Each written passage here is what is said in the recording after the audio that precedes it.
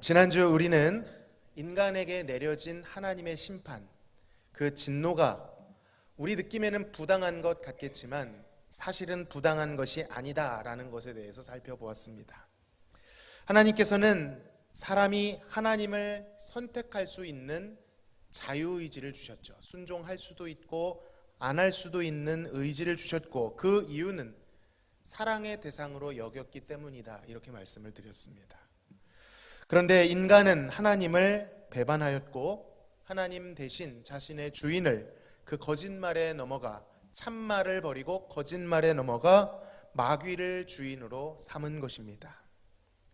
이 죄는 인간 측에서 도무지 변명하거나 항변할 수 없는 고의적이고 악랄한 죄악이었습니다. 그러나 죄로 인하여 인식이 오염된 인간은, 특히 하나님에 대하여 그렇게 된 인간은 하나님의 공의로운 심판을 편협한 것으로, 그리고 억지스럽고 집요한 것으로 몰아가서 어떻게 해서든 자신들이 빠져나올 수 있는 구멍을 확보하려고 합니다. 어떻게 해서든 하나님이 틀렸다고, 부당하다고 말하고 싶어 하는 것이 죄인의 습성인 것이죠. 그러나 성경은 그 모든 시도에 대하여 단호하게 대답합니다. 하나님의 창조는 선했으며 인간의 반역에 하나님께서 진노하시고 심판을 내리시는 것은 의로운 것이고 또한 정의로운 것이다 라는 것입니다. 또한 그렇게 의로운 심판을 행하신 하나님이 자비롭지 않으신 것 아닌가요? 우리 입장에서는 자비 아니면 공의, 이렇게 두 가지로밖에 생각할 수 없기 때문에 하나님이 용서하지 않으신다면 완전히 자비롭지 않으신 것 아닙니까? 이렇게 말하고 싶어 하지만 성경은 이에 대해서도 하나님은 완전히 공의로우시며 동시에 완전히 자비로우신 하나님이시다라고 선포하고 있습니다. 그리고 그것은 억지 주장이 아니라 실제로 역사 속에 나타났지요. 하나님의 공의와 자비가 충돌되지 않고 만난 실제적 행동, 실제적 증거가 있습니다. 그게 무엇이었죠? 십자가였습니다. 자, 이렇게 인간에게 비참한 사형 선고를 내려놓고 비참이라고 하는 하이델베르크 1문에서 11문까지의 챕터는 막을 내립니다. 왜 자꾸 비참거리는 거야? 비참이라는 챕터를 오래 하다 보면 마음이 상합니다. 소망을 잃고요, 마치 최종심의 사형 선고를 받았을 때의 절망감처럼 앞이 보이지 않습니다. 사실 그것을 느끼면 다행입니다. 무감각한 것이 가장 심각한 상태인 것이죠. 이 대목에서 악인들은 무조건 자신의 편이기 때문에 이를 바득바득 갈며 내가 언제, 하나님 당신의 저주가 부당한 것이지 내가 뭘 그렇게 잘못했다는 거야? 라고 분노하며 말하고 싶어 합니다. 그래서 나중에 심판 때에 하나님의 좌편에 있는 염소로 비유되는 심판을 받는 자들의 행태는 무엇입니까? 슬피 이를 갈며 우는 것입니다. 그때도 자신은 잘못이 없다라고 생각하고 있는 것이죠. 그때 돼서 깨닫는 게 아닙니다. 그러나 여러분, 성령의 의도를 따라가는 자들은 이 대목에서 두렵고 떨림으로 내가 어찌할꼬, 여호와여 어찌하오리까, 어찌하면 구원을 받을 수 있겠습니까? 라고 겸손히 주님의 자비만을 바라게 됩니다. 실제로 사도행전의 5개 간수들이 이 사도 바울과 실라에게 임한 하나님의 뜻을 보고 어찌하여야 구원을 받겠나이까 물어보죠. 미국의 부흥운동이 어떻게 시작되었습니까? 우리가 생각할 때 부흥은 사람이 북적거리고 번성하는 것처럼 느껴지지만 하나님의 말씀을 들었을 때에, 복음을 들었을 때 당시 강대상을 붙들고 여호와여 여호와여 이 죄인이 어찌하면 구원을 얻을 수 있겠습니까? 벌벌 떠는 가운데 하나님의 자비를 들음으로 부흥이 시작되었다고 합니다. 여러분, 그런데 성경은 단호하지만 동시에 자비롭습니다. 이렇게 비참을 선포하고 끝날 것이었으면 이 하이델베르크 소요리 문답을 시작하지도 않았을 것입니다. 1문부터 11문까지도 꽤나 길게 느껴졌는데 비참과는 비교도 안 될 만큼 더 방대한 내용이 우리를 기다리고 있습니다. 그 내용은 무엇입니까? 그 비참으로부터 우리가 어떻게 구원을 받을 수 있는가, 구원에 대한 내용을 무려 12문부터 85문까지 배우게 될 것입니다. 좋으시죠? 구원을 배우는 거예요. 구원의 내용이 비참 1문부터 11문까지의 내용보다 훨씬 더 방대하던 것입니다. 비참이 그렇게 지독한 줄 알았는데 하나님의 구원은 더욱 풍성하다는 것입니다. 너무 좋은 것이잖아요. 그런데 표정은 여러분, 비참보다 구원이 강합니다. 저주보다 은혜가 영원합니다. 이 비참함 가운데 절망하던 자들, 여러분, 비참을 오래 다룬다라고 뭐라 하지 마십시오. 사실상 비참보다 구원이 훨씬 더 많은 양인데 그나마 하나님께서 저주는 3, 4대, 축복은 몇 대요? 1000대까지 베푸시는 하나님이신데 그 3, 4대의 비참도 우리가 보고 가지 않으려고 한다면 우리는 복음을 알 수 없는 것입니다. 자, 이렇게 비참함 가운데 절망하던 자들은 이렇게 질문합니다. 하이델베르크 12문입니다. 우리가 하나님의 의로운 심판으로 한시적 형벌과 영원한 형벌을 동시에 받았는데 어떻게 이 형벌을 피할 수 있고 다시 은혜를 입을 수 있으며 하나님과 화해할 수 있습니까? 여러분, 세 가지가 나오죠. 형벌을 피하고 은혜를 입으며 하나님과 화해하는 것. 형벌만 피하는 게 목적이 아닙니다. 우리 신앙의 목적은 벌만 안 받고 그게 복음이 아닙니다. 어디까지요? 은혜를 입어 하나님과 화해하는 데까지, 관계까지 회복이 되어야 되는 것이죠. 반대로 하나님과의 관계는 회복이 되었는데 형벌이 아직 남아있다, 이것도 안 됩니다. 왜냐하면 형벌 자체가 하나님의 저주 아래에 있는 것이기 때문이죠. 어쨌든 이런 공포를 느낀 질문들이 묻는다는 것입니다. 어떻게 하여야 은혜를 입고 하나님과 화해할 수 있습니까? 바로 이것이 죄인들의 바른 질문입니다. 범죄했다는 선언 앞에 자아를 지켜 세우며 부득부득 일을 갈 것이 아니라, 부당하다고 억울하다고 하나님께 삿대질을 할 것이 아니라, 하나님, 그렇다면 우리가 어떻게 하여야 구원을 얻을 수 있겠습니까? 라고 질문하는 것이 지혜로운 것입니다. 12문에 대해 성경은 이렇게 대답합니다. 하나님께서는 자신의 의가 만족되기를 원하십니다. 따라서 우리는 우리 자신이나 타인에 의해 하나님의 의에 대한 완전한 값을 지불해야 합니다. 여러분, 답을 주었습니다. 그 답이 무엇입니까? 하나님의 의를 만족시켜야 되는 것입니다. 다른 여지 없이 이 길밖에는 없습니다. 왜냐하면 인간의 범죄는 하나님의 의로부터 탈락되고, 물론 그 의는 훼손되지 않는 것이지만 인간 입장에서 그 의가 가장 값진 의를 땅에 떨어뜨려 버렸기 때문입니다. 하나님의 의에 대한 완전한 대가를 지불해야지만 하나님의 진노가 해결될 수밖에 없는 것입니다.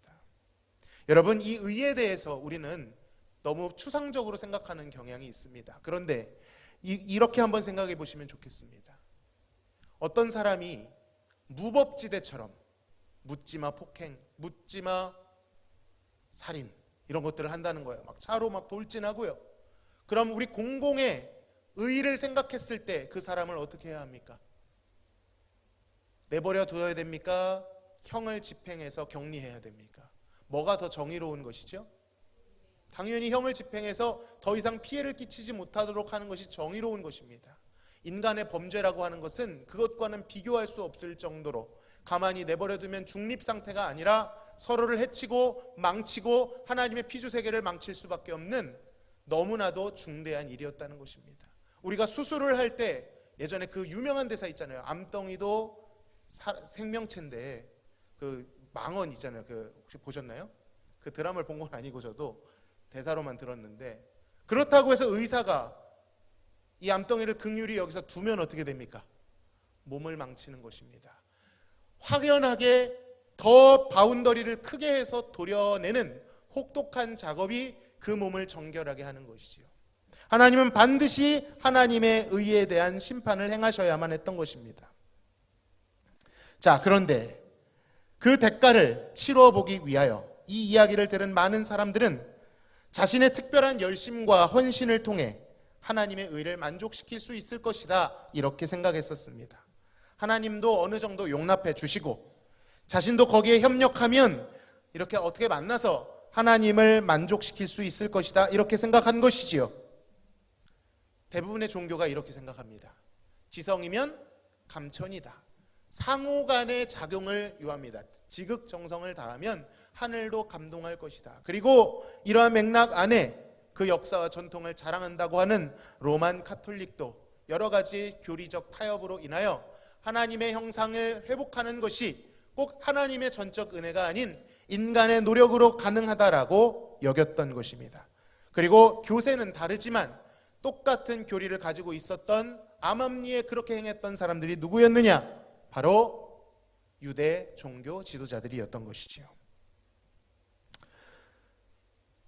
그들은 하나님의 의에 대하여, 하나님의 심각한 진노에 대하여, 인간의 타락에 대하여 뜸은 눈대중같이 대충 생각한 것입니다. 어느 정도 될 것이다.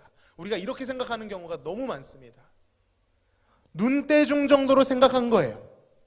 그러나 이것은 하나님이 요구하시는 의의 수준을 도무지 모르기 때문입니다. 기껏해야 다른 사람들보다 우리가 생각할 수 있는 것은 타인보다 조금 더 나은 삶을 추구하면 마음속에 안정감을 얻지요. 그리고 그것을 통해 스스로의 의로움을 과시하고 스스로 정신승리를 할 뿐이지 사실 하나님의 의를 만족시키는 것에는 조금도 도달할 수 없는 것입니다.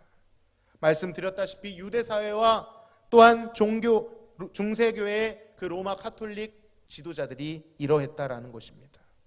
하나님의 구원을 인간의 협력과 하나님의 눈대중의 은혜로 주시는 그러한 산물로 보았다는 것이죠. 그래서 카톨릭의 종교 지도자들은 이러한 점을 이용하여서 종교의 그물로 성도들의 코를 꿰어 과도한 헌신을 요구하는 것입니다. 구원을 받으려면 이 카톨릭이라는 것 자체가 7성례에 의해 성도들을 완전히 얽어맵니다. 7가지 성례를 행하지 않으면 천국을 못 가는 거예요. 그런데 이 7성례의 마지막이 종신성사, 죽을 때 장례 예식을 해야 구원을 받는 겁니다. 그러니까 죽을 때까지 누구 말 들어야 되는 거예요? 사제의 말을 들어야 되는 것입니다. 그래서 생겨난 것이 면죄부와 같은, 괴물 같은, 천국 가려면, 연옥에 있는 아버지가 천국 가려면 돈을 내라는 겁니다. 이런 식으로 종교적 얼개를 가지고 성도들을 학대했었습니다. 당시 아우구스티누스, 즉 어거스틴 수도회의 탁발 수도사였던, 탁발 수도사가 뭡니까? 탁, 맞길 탁, 발이 뭐예요? 사발할 때, 바리떼라고 하는 거 아시나요? 바리떼. 이렇게 우리 스님들께서, 어떤 분은 스라고 하시더라고요. 오셔서 뭐 하시죠? 공양을 하시잖아요. 이거를 탁발이라고 합니다. 당시에 탁발 수도사였던 마틴 루터, 무슨 뜻이지요? 그렇게까지 세상을 등지고 청빈하고 철저하게 종교적으로 복종하고 노력했던 사람으로 살았다는 것입니다. 그랬던 그가 끝에서 만난 것은 은혜가 아니라 하나님 앞에 패역한 죄인, 그러면서도 종교적으로 교만해 있는 자신을 발견하고 하나님의 말씀 이러므로 누구든지 예수 안에 있는 자들을 정죄할 수 없다는 복음을 만난 뒤에 깨닫게 된 것입니다. 인간은 도무지 하나님 앞에 선을 행할 능력이 조금도 없는 존재로구나. 은혜가 없으면 인간은 점차 하나님으로부터 멀어질 수밖에 없구나. 가까워지려 할수록 더 멀어질 수밖에 없는 존재라고 결론을 내게 된 것입니다. 그렇습니다. 루터의 주장과 같이 하나님의 구원은 사람의 지혜나 능력, 선행으로는 도무지 쟁취할 수 없는 것입니다. 이해할 수도 없고 만족시킬 수도 없는 것입니다. 인간이 고안해낼 수 있는 정도가 아닙니다. 아무리 고결해 보이는 사람도, 아무리 의지가 강해 보이는 사람도 조금도 도달하지 못할 것입니다. 가까워지려 할수록 더 멀어지는 완전한 기준이기 때문이죠. 이것을 조금 어려운 말로 구원의 불가해성이라고 합니다. 하나님의 구원을 도저히 알려고 해도 알 수 없다는 거예요. 하나님의 구원을 도저히 쟁취하려고 해도 안 된다는 것입니다. 하이델베르크 13문은 우리 스스로 이 죄의 값을 지불할 수 있는지 물어봅니다. 그런데 이것에 대해 이렇게 대답합니다. 결코 그럴 수 없습니다. 그렇지 않습니다. 오히려 우리는 날마다 우리의 빚을 증가시킬 뿐입니다. 여러분, 하지 못하는 정도가 아닙니다. 100이라고 한다면 우리가 매일매일 시간만 충분히 하면 1, 2, 3, 4 이렇게 누적해서 100에 도달할 수 있는 것이 아니라, 버티면 유지되는 상태가 아니라, 우리가 호흡할 때마다, 우리가 무언가를 행할 때마다, 살아갈 때마다 하나님 앞에서는 오히려 의를 쌓는 것이 아니라 죄를 쌓으며 죄에 대한 부채와 이자를 날마다 더 늘려갈 뿐이다, 이렇게 표현을 합니다. 바울도 그렇게 고백했습니다. 내가 행하는 것을 내가 알지 못하노니 곧 내가 원하는 것은 행하지 아니하고 도리어 미워하는 것을 행함이라. 내가 원하는 바 선은 행하지 아니하고 도리어 원하지 아니하는 바 악을 행하는도다, 이렇게 말했을 정도입니다. 실로 우리는 하나님을 만족시켜 드리기는커녕 온갖 죄에 빠져 하나님의 진노만을 쌓을 수밖에 없는 자들이라는 것입니다. 하나님의 은혜가 없이 구원 안에 있지 않으면 여러분, 평범해 보이는 모든 일들, 먹고 마시고 시집가고 장가가고 하는 모든 일들이 그저 죄일 뿐입니다. 우리 스스로 선행을 해본다 해도 그것은 나의 정체성과 나의 이름을 내려고 하는, 하나님을 높이는 것이 아닌 나를 높이려고 하는 교만의 행동일 뿐입니다. 하나님 없는 우리 삶에 대하여 하나님은 불쾌감만을 느끼시게 됩니다. 그 불쾌감이 증가될 뿐이라는 것이죠. 여러분, 이렇게 우리가 절망스러운 자라는 것을 지난 11문 동안 무엇을 통해 배웠습니까? 밝히 비추시는 하나님의 율법이 그것을 우리에게 나타내 준다는 거예요. 율법을 겸손히 마주하는 자들은 하나님 말씀 앞에서 할 수 있다라고 말하는 것이 아니라 내심 성경이 바라는 할 수 없습니다, 주님의 자비가 아니면 할 수 없습니다라고 고백하게 되는 것이지요. 그 빛 앞에서 자신이 죄인됨을, 나 곧 죄, 죄 곧 나임을 감지합니다. 그리고 그 앞에 고통스러워하고 애통합니다. 스스로 죄를 쌓을 수밖에 없다라는 그 사실에 절망합니다. 어떤 이들은 이 어마어마한 장벽 앞에 이 감정적으로 반응합니다. 나 안 해, 뭐 어쩌라고, 그렇게 생각할 수 있겠지만 여러분, 잘 생각해 보시기 바랍니다. 여러분에게 그럴 일이 없고 그래서도 안 된다라고 제가 매일매일 기도하지만 예를 위해 하나 들어보겠습니다. 어떤 사람이 불치병에 걸렸습니다. 그 소리를 의사에게 듣고 있습니다. 그 진단 앞에 더 이상 할 수 있는 것이 없다라는 이야기를 들으면 여러분 어떻게 반응하시겠습니까? 아이, 해도 너무하네, 병이고 뭐고 나 좀 내버려둬, 내가 뭘 그렇게 잘못했어, 자꾸 나 병 걸렸다고 해서 기분 나쁜데도 들어줬더니만, 인정하는데도 정도가 있지, 그냥 안 들을래요, 나 마음대로 살래. 여러분, 이렇게 반응하실 분이 있으십니까? 아무도 없을 것입니다. 그 의사의 선언 앞에 머리를 숙이고 울며 절망하며 이렇게 말하겠죠. 선생님, 방법이 없겠습니까? 저 좀 살려주실 수 없습니까? 왜 우리는 하나님의 선언 앞에서는 이렇게 반응하고 의사도 인간이잖아요. 의사 앞에서는 이렇게 반응할까요? 하나님이 우리를 죄인이라고 선고하신 것에 대해서는 심각성과 그 신중성과 절대성을 못 느끼는 것입니다. 육신의 한시적 질병 앞에서도 벌벌 떨 수밖에 없는 인간이라는 존재인데, 그것과는 비교할 수 없을 정도로 한시적 형벌뿐만 아니라 그것은 예고편일 뿐 영원한 형벌과 저주 앞에서 왜 우리는 그토록 당당한 것입니까? 왜 이리 태평한 것입니까? 왜 이리 스스로 그럴 리 없다고 자신하며 그렇게까지는 아니지 않냐고 자기를 기만하는 것일까요? 그것이 반역한 인간의 습성이기 때문입니다. 원래 반역한 인간은 하나님 앞에 분노할 수밖에 없습니다. 왜요? 오전에 말씀드렸죠. 원수이기 때문이죠. 우리의 절망적인 상태에 대해 알려줄 수 있는 그 율법이 우리를 조명하게 해주실 때 비로소 우리의 그 죄인의 틀을 깨고 우리 안에 있던 종교의 씨가 일깨워져 하나님을 두려워하게 됩니다. 율법에 비친 나의 죄상이 적나라하고 노골적으로 드러날 때 우리는 비로소 알게 되고 이렇게 탄식하게 되는 것이죠. 오랜 위대한 사도의 말을 빌려 고백합니다. 오라, 따라합시다. 오라, 나는 곤고한 사람이로다. 누가 나를 이 사망의 몸에서 건져내랴. 여러분, 이게 무슨 뜻입니까? 나로서는 도무지 할 수 없다는 겁니다. 건져달라는 말 자체가 구원할 수 있는 힘이 내 안에 없다는 뜻입니다. 도무지 없어요.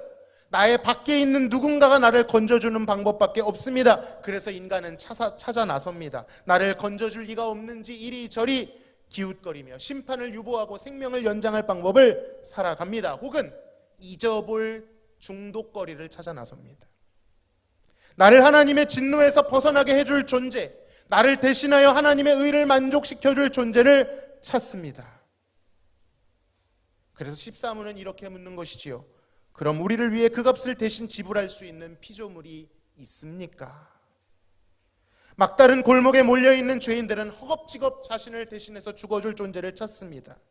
그러나 아무리 눈을 씻고 찾아봐도 그것들은 다 피조물에 불과한 것입니다. 피조물 중에 하나님의 진노를 감당하는 것은 마이너스를 제로로 채우는 거잖아요. 형벌을 받는 것은 소극적으로 마이너스를 부채를 갚는 정도입니다. 근데 그 정도로 안 된다는 거예요. 더 나아가 완전한 하나님의 의를 만족시켜야 되는데 그런 존재는 아무도 없다는 것입니다.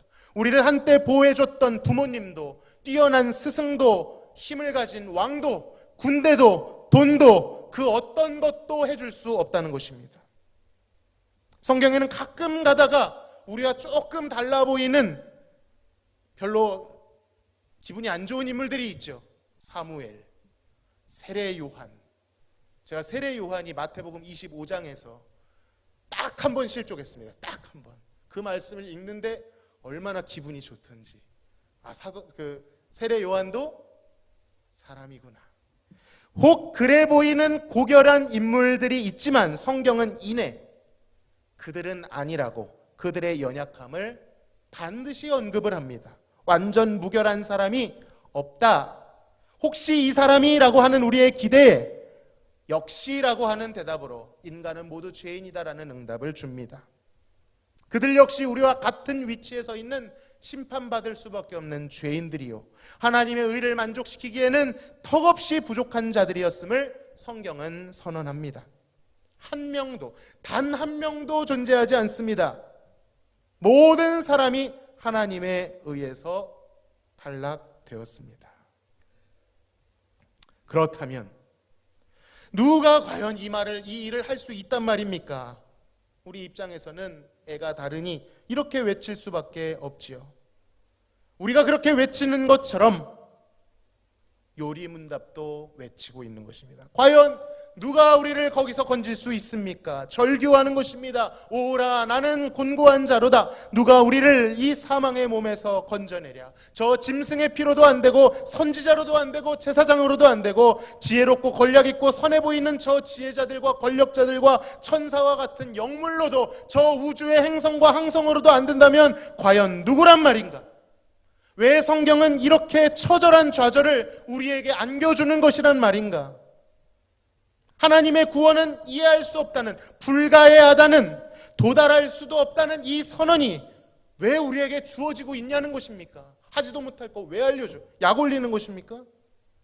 여러분, 이것은 포기하라는 뜻이 아닙니다.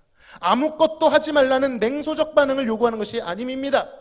여러분, 이것을 뒤집어서 말하면 무슨 뜻입니까? 우리가 할 수 없다라는 이 처절한 고백만큼 그만큼 하나님만이 하실 수 있고 하나님만이 하셔야 된다, 그런 뜻인 것입니다. 하나님만이 베푸실 수밖에 없는 구원, 그것이 15문의 질문이죠. 우리 15분의 질문 같이 한번 읽어보겠습니다. 시작. 이런 분을 찾아야 하는데 모든 피조물보다 강한 분, 즉 참 하나님과 동등하신 분이십니다. 할렐루야. 피조물은 하나님의 의를 만족시키고 인간을 구원할 만큼의 가치를 지니지 못합니다. 인간들은요, 그냥 자신의 죄로 죽임을 당할 뿐입니다. 남을 위해서 도무지 죽어주지 못하고 갚아주지 못하고 하나님의 의를 만족시키지도 못합니다. 여기에는 하나님의 구원의 신비한 만큼이나 신비로운 인물, 그것보다 훨씬 더 큰 가치의 존재가 필요한 것입니다. 어떤 존재입니까? 세상에 오고 오는 모든 피조물을 다 총합해도, 만물과 피조물과 사람과 그 모든 걸 다 더해도 감당할 수 없는 존재. 인간이 저지른 모든 과거와 현재와 미래의 가장 악독한 죄들을 다 얼버무려 반대편에 놔도 그 죄의 악독함보다, 그 존재감보다 더욱 존귀하고 더욱 가치 있는 존재, 하나님의 의를 하나님이 보시고 만족스럽다 하실 정도로 완벽하고 거룩한 존재, 그러면서도 인간에게 소속되어 인간이 저지른 모든 만행을 인간의 자격으로 대속할 수 있는 너무나도 독특한 존재가 필요하다는 것입니다. 그것은 넓은 우주 가운데 우리가 존재할 수 있는 가능성보다 더 희박한 가능성입니다. 오직 그 존재여야 되는 것이죠. 우리는 그러한 존재를 우리 안에서 이 세상의 역사 속에서 찾는 것에 대해서는 포기해야 됩니다. 없습니다. 그러나 오늘 이 본문에 그분이 계시다라고 말씀하십니다. 오늘 본문에 가장 주목해야 되는 부분, 많은 좋은 점들이 있지만 그분은 태어나신 분이십니다. 무슨 뜻이죠? 인간이라는 뜻입니다. 이는 한 아기가 우리에게서 낳고 한 아들을 우리에게 주신 바 되었는데 그의 어깨에는 정사를 메었고 그의 이름은 기묘자라, 모사라, 전능하신 하나님이라, 영존하시는 아버지라, 평강의 왕이라 할 것이미로라. 여러분, 그는 기묘자랍니다. 기묘자는 무슨 뜻이죠? 기이하고 묘한 존재. 영어로는 wonderful이라고 합니다. marvelous라는 단어도 있어요. 놀랍고 경이로운 정도가 놀랍네 이 정도가 아닙니다. 놀라움이 기쁨과 만족으로 나타나는 상태, 경이로운 상태, 이것을 기묘자라고 합니다. 여러분, 모사는 무엇입니까? 모사는 상담가라는 뜻입니다. 지혜로운 상담가, 지혜로서 옆에서 조언해 주는 분. 영어로는요, 이 기묘자와 모사가 합쳐져 있습니다. 원더풀 카운셀러라고 되어 있습니다. 그리고 그는 이해를 뛰어넘는 beyond comprehension이라고 되어 있어요. 또 supernatural, 초자연적인 존재, 믿기 어려운, 하나님의 구원을 이해하기 어렵다고 했잖아요. 그런데 그것을 해결할 수 있는 분도 이해할 수 없는, 도무지 우주의 해석보다도 더 경이로운 분이라는 것입니다. 그가 태어나셨습니다. 하나님께서 그를 태어나게 하셨습니다. 본래 그는 피조물보다 앞선 자로서 피조물이 아니신데도 어떻게 된 연유인지 사람이 사는 터전으로 사람의 모습으로 오셔서 사람의 삶을 사셨다라는 것입니다. 여러분, 그는 동시에 하나님, 전능하신 하나님이라고 합니다. 하나님의 능력 자체시고 전쟁에서 승리하는 용사시고 악을 물리치는 능력자시고 하나님이시기에 하나님의 의를 만족시킬 수 있는 분이십니다. 하나님의 모든 것을 아시며 하나님의 모든 만족을 지니신 분이십니다. 또한 그는 영존하시는 아버지십니다. 여기에서 영존하는 아버지라는 뜻은 성부 하나님을 가리키는 뜻이 아니라 비유적 표현입니다. 아버지처럼 영원히 보호하시고 품으시고 돌봐주시는 분이라는 뜻입니다. 여러분, 누구이십니까? 기묘자이시오, 모사이시오, 전능하신 하나님이시오, 영존하시는 아버지, 그러면서도 인간이신 그분, 바로 그분은 우리의 주 예수 그리스도이신 줄로 믿습니다. 바울은 오호라 나는 곤고한 사람이로다, 이 사망의 몸에서 누가 나를 건져내랴 절규하고 바로 이어 찬양을 부릅니다. 우리 주 예수 그리스도로 말미암아 하나님께 감사하리로다. 여러분, 두 고백이 다 있어야 됩니다. 나를 보면 오라 곤고한 자로다, 누가 이 사망의 몸에서 나를 건져내랴. 그러나 복음을 보면 바로 찬양이 터져 나오는 것입니다. 우리 주 예수 그리스도로 말미암아 바로 그분이 나를 건지시는구나, 하나님께 감사하리로다. 오직 그만이, 예수 그리스도만이 나를 그 비참으로부터 건져내시고 하나님의 의를 완전히 만족시켜 주실 수 있는 분이십니다. 오직 그만이 나의 모든 형벌을 담당하실 수 있고 나를 향했던 하나님의 진노를 화해로 바꿔주실 수 있는 분, 하나님의 완벽한 의, 완전한 율법의 요구를 완전히 충족하신 분이시라는 것입니다. 그러므로 우리 신앙은 예수 그리스도를 의지하는 것이 전부입니다. 내 힘으로 무엇을 해내고 창출해내는 것이 아니라 예수 그리스도를 의지하는 것이 모든 것의 기본이고 그것을 통하여 모든 힘이 발생되는 것입니다. 여러분, 이 예수 그리스도를 선포함으로 하이델베르크 제2장 구원의 문을 활짝 열어보겠습니다. 기도하겠습니다. 하나님 아버지, 감사합니다. 예수 그리스도께서 우리에게 오신 이 사건이 우주의 어떠한 큰 사건보다도 놀라운 사건임을 우리의 영혼이 알게 하여 주옵소서. 하나님의 자비가 우리를 향해 어떻게 부어졌는지, 구원이 어떻게 이루어졌는지를 자세히 살피고 자세히 배워 눈대중의 신앙이 아니라 하나님을 아는 지식과 하나님을 사랑하는 마음으로 가득한 신앙생활하게 하여 주옵소서. 특별히 오늘 오여선교회 헌신 예배로 하나님께 영광 돌리오니 우리의 이 헌신이 진리에 입각하고 사랑에 입각한 참된 헌신 되어질 수 있도록 저희들을 지도하여 주시옵소서. 예수님의 이름으로 기도하옵나이다. 아멘.